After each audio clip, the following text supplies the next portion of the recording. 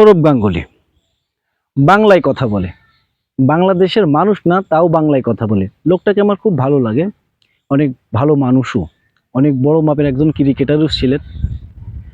এই সৌরভ গাঙ্গুলী বাংলাদেশের মানুষ না হলেও বাংলাদেশের সবসময় খোঁজ খবর রাখেন, সবসময় বাংলাদেশি ক্রিকেটের পাশে থাকেন, সবসময় বাংলাদেশি ক্রিকেটের খবর রাখেন।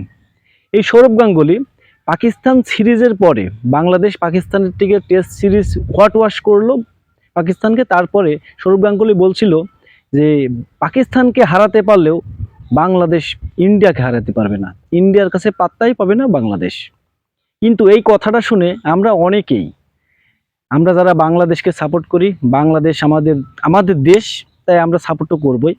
কিন্তু আমাদের আসলে ওইভাবে সৌরভ গাঙ্গুলীকে আমরা ওইভাবে দেখি, মানে ওইভাবেই করছিলাম না তখন।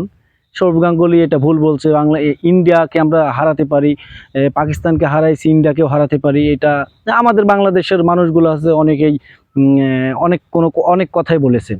কিন্তু সৌরভ গাঙ্গুলী কি সত্যি কি ভুল কথা বলছিলেন? সৌরভ গাঙ্গুলী একজন ক্রিকেটার ছিলেন, ওয়ার্ল্ডের সেরা একজন ক্রিকেটার ছিলেন। ক্রিকেট সম্পর্কে উনি বোঝেন। আসলে আমরা তো ক্রিকেট সম্পর্কে বুঝি না, তাই লাফালাফি করি বাংলাদেশ কি বা কি হয়ে গেছে।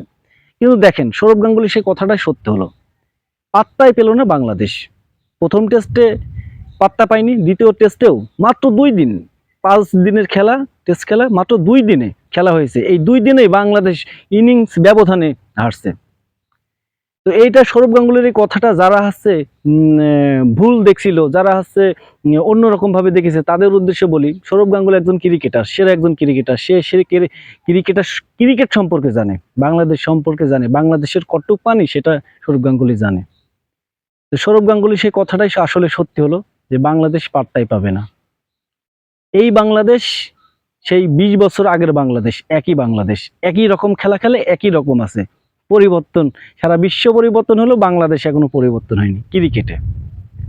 তাই বাংলাদেশের পরিবর্তন হয়তোবা হবে কিনা জানি না, এমনই থাকবে হয়তোবা বাংলাদেশ।